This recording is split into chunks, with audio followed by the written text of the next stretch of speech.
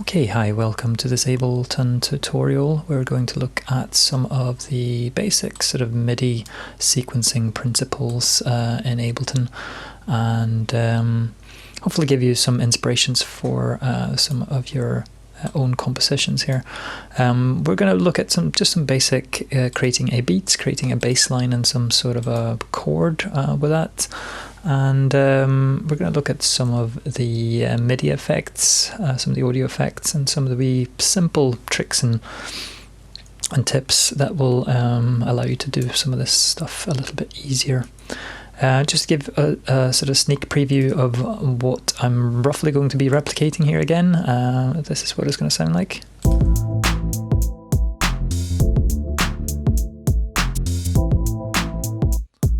So a fairly basic drum beat, a bass line. Now this bass line is actually using an arpeggiator to play the notes. Without the arpeggiator it would just sound like this.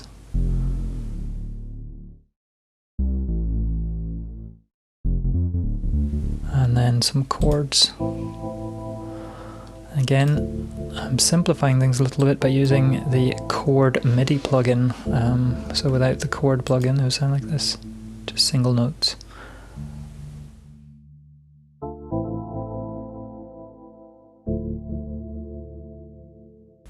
Now, I should say at this point before we get started that I'm going to go through and create this sequence with the drums, bass, and some chords. And it would be good if you followed on, but there's obviously no sort of stipulations to say that you need to create the same sequence as me in terms of the sound that you're creating, in terms of the chords and the notes and the beat that you're creating. That could be completely different, but hopefully what I'm doing is giving you some sort of inspiration to create something of your own that's unique, but also giving you some ideas for how to create. Okay, let's get started. I'll take these tracks away and I'm going to make 3 new MIDI tracks here. Maybe just group these away, right click group tracks, and that means that they are in a different group from these and they're not going to be played. Okay, so let's create a drum beat to begin with. So what we're going to do is we're going to go up to the drums setting, or drums section of the collections here. Now I'm only going to use the session view in Ableton today, so we're going to create clips in the session view and use that as our sequence, and then you can obviously use these clips to create a longer sequence in the arrangement view later on. I'm going to just choose the basic 808 drum kit to begin with. You get a preview of that as long as this button here is pressed. You can go through the different drum kits, but I'm going to start with the 808 and I'm going to just modify that with some of the sounds. But let's make the actual drum beat to begin with. So if I right click up in one of these little clip slots, I can choose insert MIDI clips, and it creates a single bar MIDI clip that I can add my sort of notes to. So the beat that I'm going to do is based on 16th notes. If you don't know what you're doing with different sort of note lengths and stuff like that, I would say 16 is usually quite a good one to go for. But having some sort of fixed grid is really useful because it means that when you place your notes, you're not going to mess up the timing of what you're creating. So let's start with something like this. We're going to have 2 kicks and then we're going to have a snare. And we're going to have something like that, I think.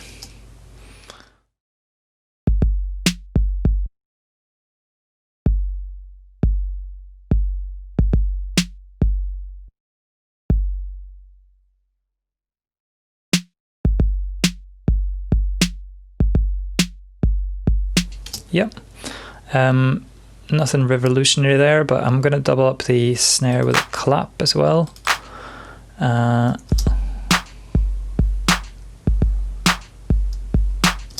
and then we'll just do some 8th notes hi-hats. If you want to, you could obviously go in and choose the 8th note division now, because I know that there's going to be 8 of these hi-hats per per loop here, so I can just do this. One sort of trick to do if you know that you're going to be duplicating something is make a selection over the notes that you want to duplicate, and then just do Command or Control D on a PC, and it just duplicates that.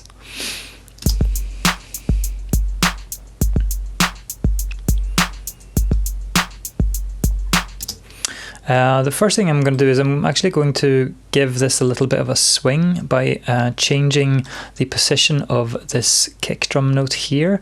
I want that to be just a little bit early. Obviously musicians aren't robots, so to give swing to something, to give a little bit of a push, what musicians do is they play a little bit early or a little bit late on onto grids to humanize things. So if I just push this a little bit forward, it's going to have just a little bit of a swing to it.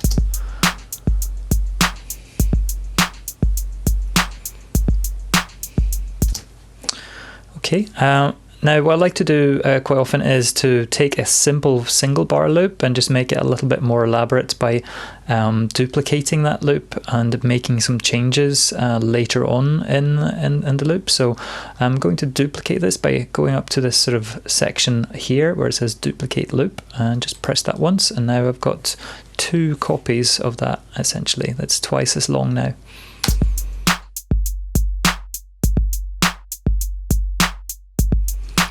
And what I want to do is add an open hi-hat over here towards the end of this first loop.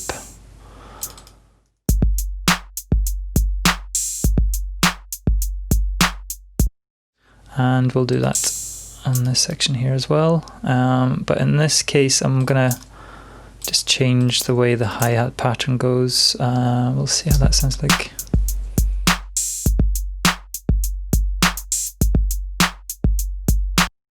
I'll maybe change one of these to like a maracas or something.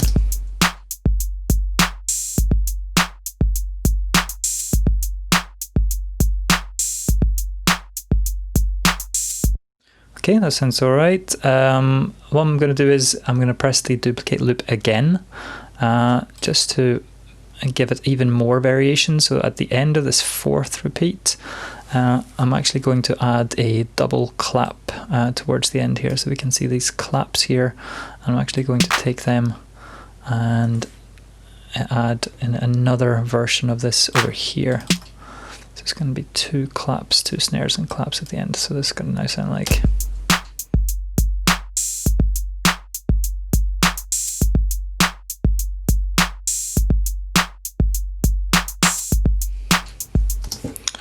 Great. Another thing I'm going to do is I'm going to take these snare hits here and just offset them a little bit from the clap itself, so they're not playing at exactly the same time.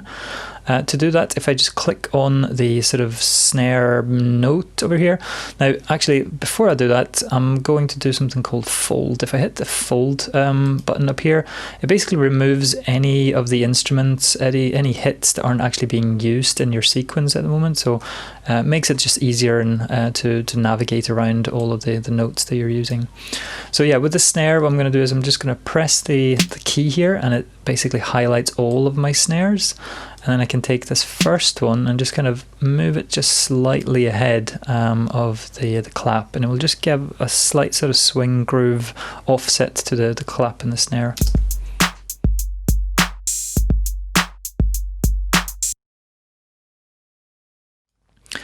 Now, the next thing is I'm going to actually change some of the instruments here as well. So with the hi-hat and the kick, I'm going to swap out the actual sounds for them. So to do that, I want to go to away from this sort of MIDI view here and click on the device view, which is over here. And now I can actually change the sounds that are being triggered in what's called the drum rack that's being used here. So the kick, let's go and find a kick. So I'm going up to the drum section, and instead of looking at these actual kits here, I'm going to go to drum hits, go to kick here, and then find the kick that I want. In my case, what I want is an 808, but I want something called thud instead. So I'm going to choose that one.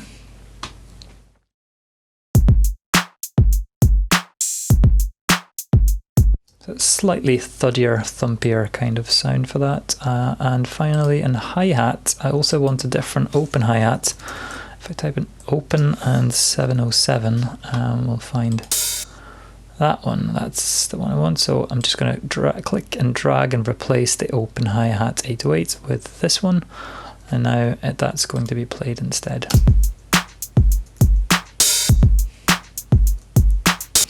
Now I want to take the volume of that hi-hat down a little bit. So if I go up to the little drop-down arrow for this kit here, click on that, and it basically expands all of my instruments.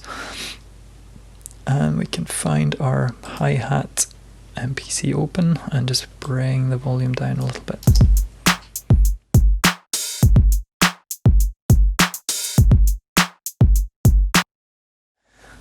The next thing is I actually want to apply some effects to only certain instruments in my mix. So for the snare and the clap, or at least for the clap, I want to have a certain delay effect to it. Now, there's a few different ways that you could do that. You could drop audio effects straight onto the clap. Like this, if I select the clap channel here, I can take an audio effect, let's see, such as this echo effect, and drag it in, and whatever setting I make to this, it's only going to affect the clap here. So the effect I want is something like this.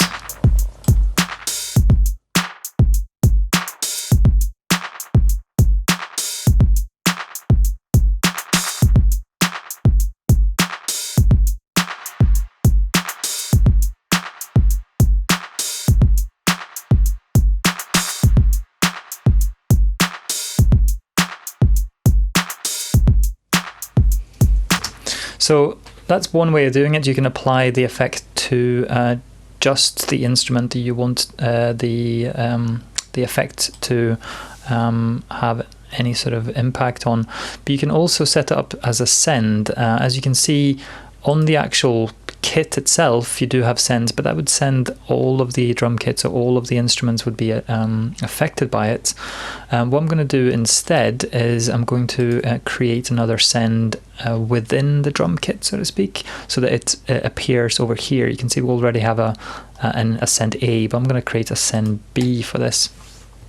So if I click on the drum kit channel, and then you might be able to see down here at the sort of start of the actual instrument, there's a button that says show hide chain list. If I click on that one, you can see this bottom section down here actually illustrates the send channels, the send effects that you might have set up. So all I need to do is just take my echo effect, drag it into that section there. Now you can see I have a B send available to me for all of these channels. Let me go and click on the echo and set that up. So I want this to be 100% wet because there's only going to be effects that are coming out of this. And then I'm going to go to my clap and just increase the send into that.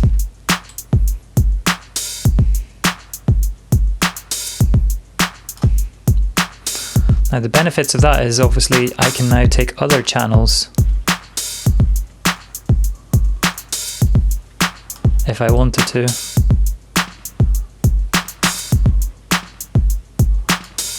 And send it into the same effect. So if I had multiple channels that I wanted to send various varying amount into, then I could easily do that this way. Right.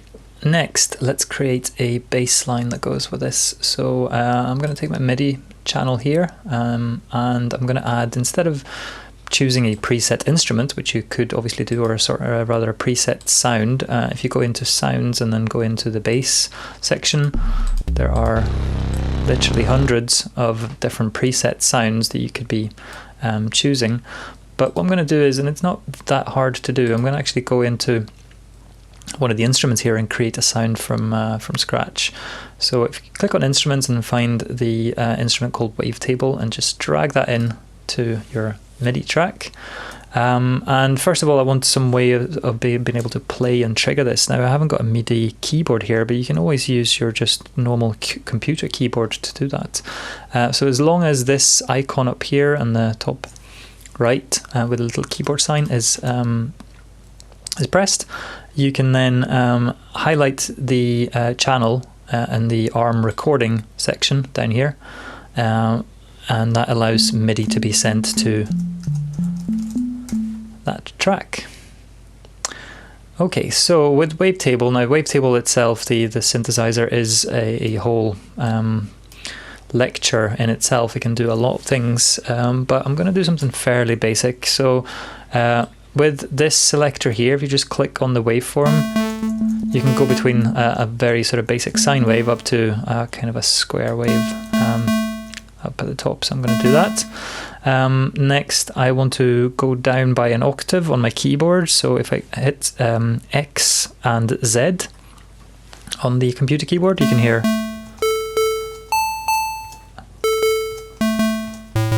you go up and down. So I probably want to be there or there. Let's go there. And then I'm going to use this middle section here just to filter off some of the high frequencies. So just drag this one here. Great. Next, I'm just going to go into the oscillator 2, click on the box to activate it. I'm going to set a different waveform here, say this sawtooth wave. So now we've got something that's just a little bit fuller. We can detune that one as well. If you go to the detune section, it gives us a slight sort of chorusy kind of vibe. Now another thing that I really like about Wavetable, it has this unison section right towards the far right. There's unison. You can choose the type of essentially chorus or doubling kind of effect here.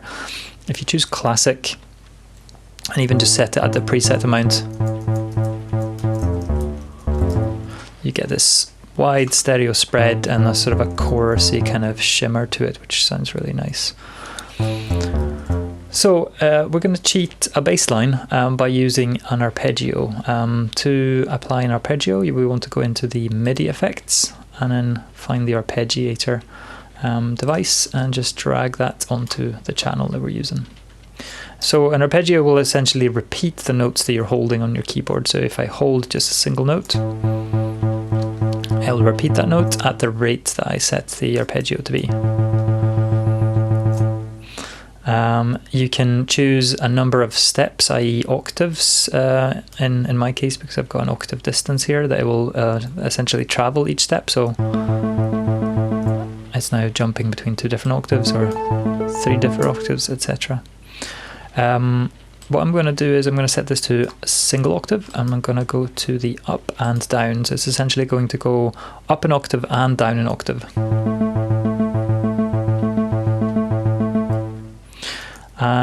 The next thing I want to do is I want to set the the re-trigger to note, so that it basically re-triggers the arpeggiator each time I play a note. And finally, what I want to do is I want to set my groove. Now, straight groove gives you a very 4 to the floor kind of groove, but if you go into the groove section and choose one of these swing options, you can get these cool sort of swings that I think works quite well with the beats that I've created.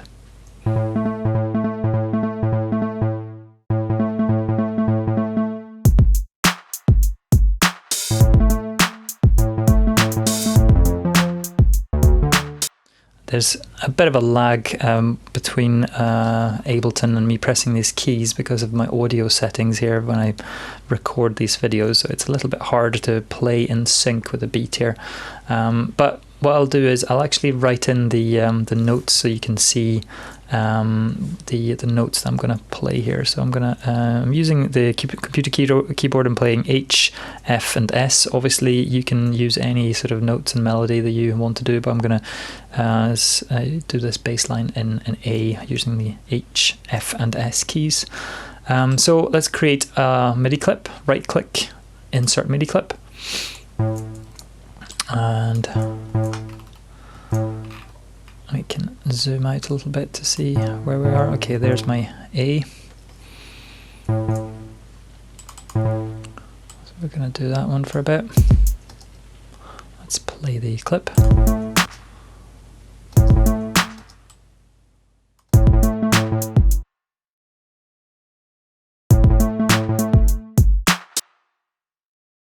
And we want this to be twice as long, I think.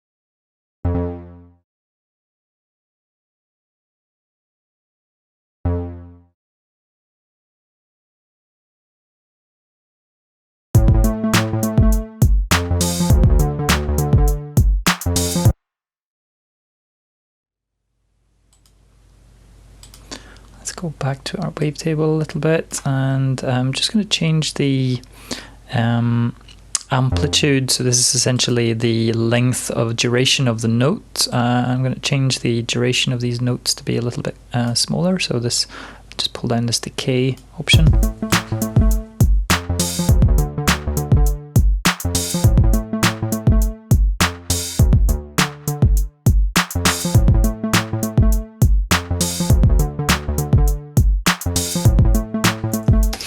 The other thing I'm going to do is I'm going to change the mode for Wavetable from polyphonic to monophonic. What that basically means is it's never going to allow me to play chords. If I switch off the arpeggiator, if I play and hit multiple notes, you can see that I'm currently able to play chords. But if I switch that off or switch that to mono, no matter how many keys I press at the same time, it's always going to be monophonic. So that's going to be an advantage for these kind of bass lines.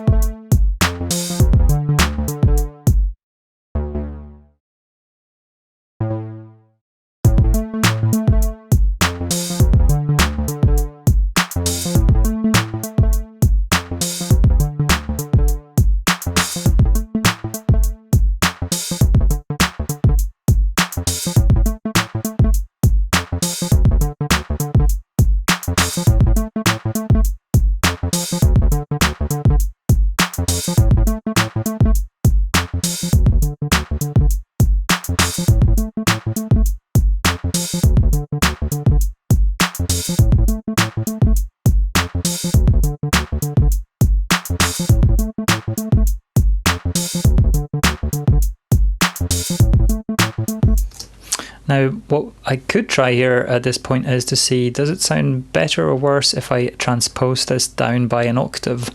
If I use the pitch MIDI effect, just apply that and choose 12 steps down, it will basically transpose everything that's happening in this MIDI clip one octave down.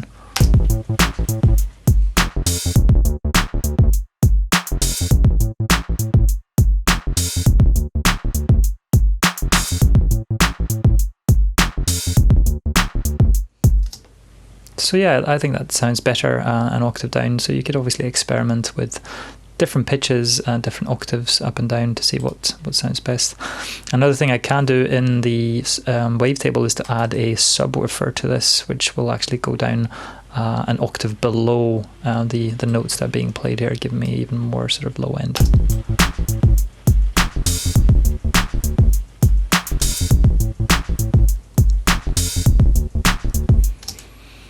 That sounds good.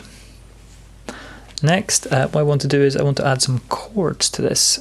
So on my third MIDI channel, I'm going to start by choosing a sound, an instrument, and I'm going to go into the sounds option and to piano and keys, and I'm going to choose this thing called cheap electric piano. You can obviously choose any sort of sound that you fancy and want, but this electric piano sounds quite cool, so let's go up a couple of octaves on my keyboard.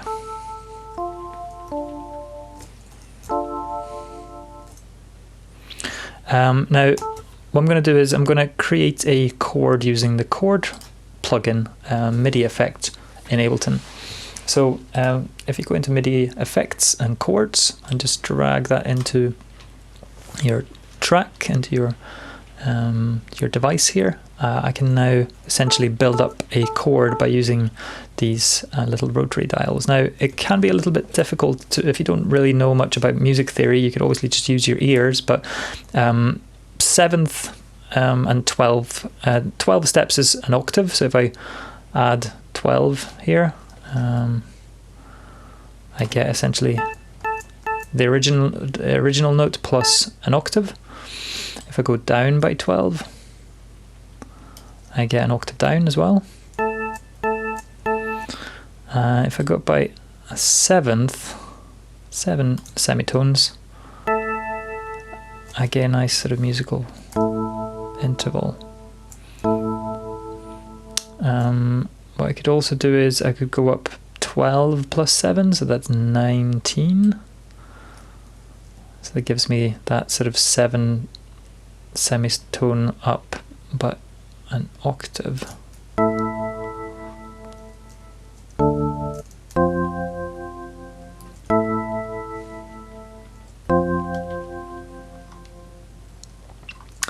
So let's see what that sounds like in context.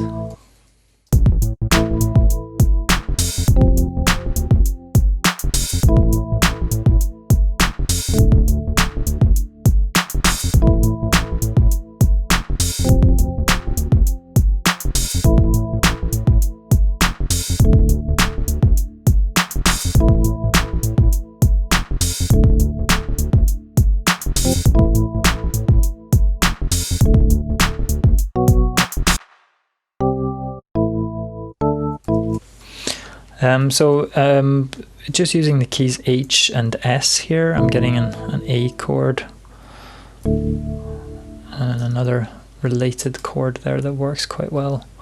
What one can do is to actually sort of jam along to what's being played and sort of capture that jam. I'm going to show you how. So if I just hit play here and just play some notes along with this.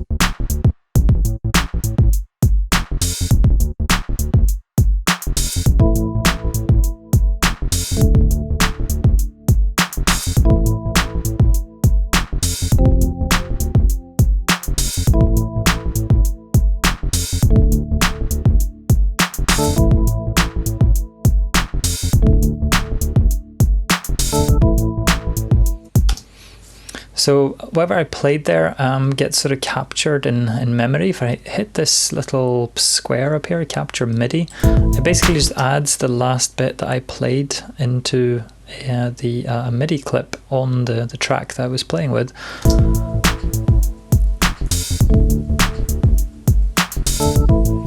And I can then go in and edit this.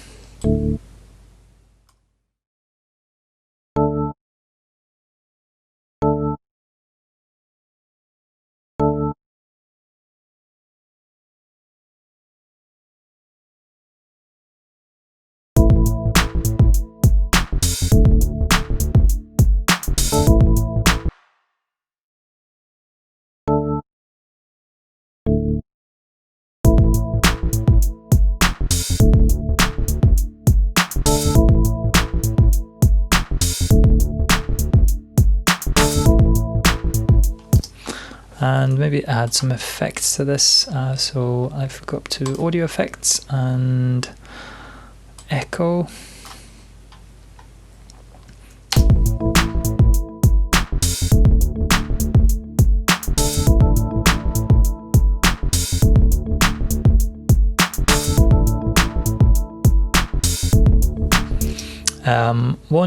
I love this echo plugin, and one really simple way of adding a little bit of stereo width to it is to offset the left and the right echo by just using this little delay offset control that you have on the left or the right. So if you take either the left or the right and just pull that up or down by just some small amounts, and you'll hear that the echoes are actually offset on the left and the right channel, which gives you a much clearer stereo width to it.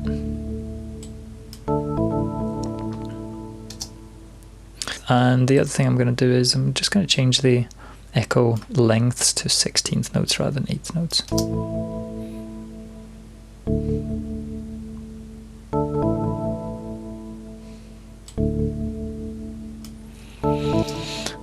Let's also add an auto filter. So this is basically a filter that you can automate. I'm not going to do that. I'm simply going to remove some of the high frequencies and just make it a little bit more mellow sounding.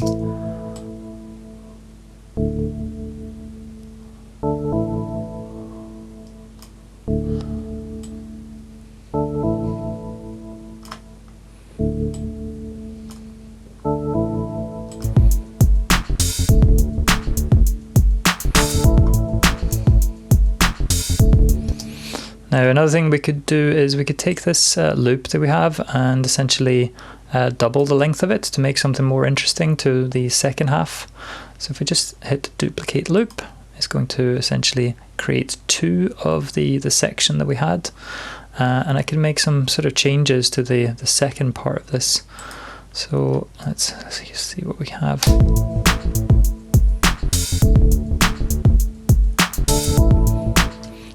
Instead of this,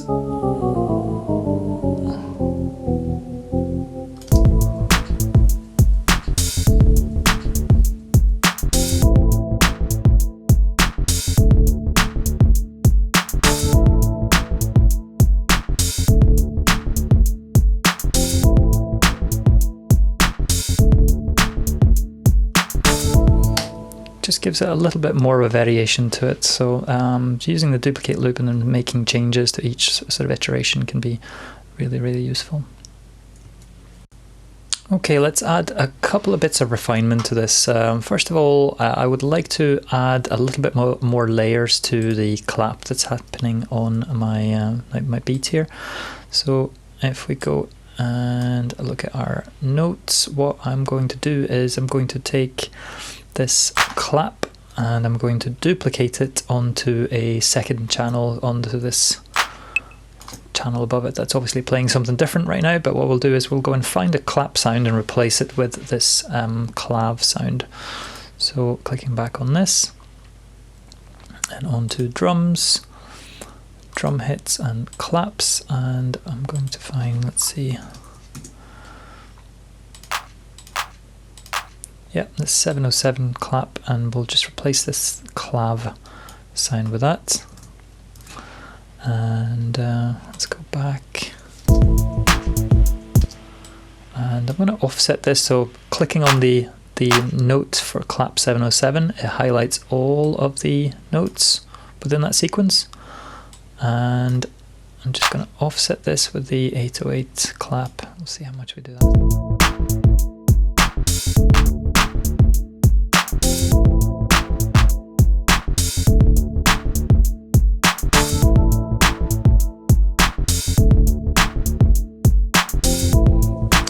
Go in and adjust the volumes.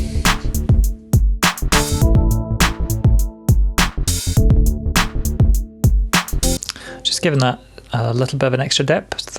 Next, what I would like to do is, this is quite a neat sort of trick that you can do with music that has a very sort of where the key of the music is fairly constant, such as this. Essentially that bass line is, you know, always rooted within A in the scale of A, and if you set your kick drum to be tuned to A, that means that it sort of reinforces that musical note and adds to it in a really nice sort of way. So how do we know what our kick drum is tuned to? Because it's just a sound here, right? Well, if we take our our audio effect, find our tuner, drag that onto our kick drum, here's now our tuner, and when we play it, it should give us a reading. So it seems to be roughly around a G. So if I take my kick drum and transpose it by 2 semitones up, we're now in the key of A, which is what everything else is playing in.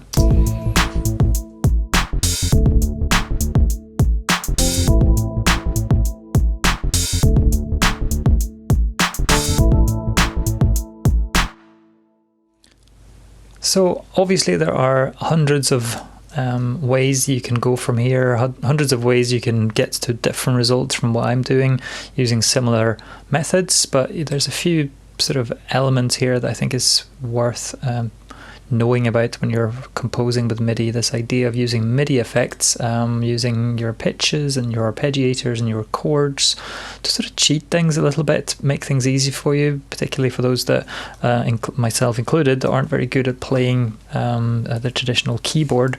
It means you can get results with simpler sort of means. And the idea of creating longer clips out of smaller ones, so taking a single bar, repeat, making duplicate versions of that and making little changes to it to achieve some sort of variation can be a very good one. So I hope this has been useful to you, and see you next time.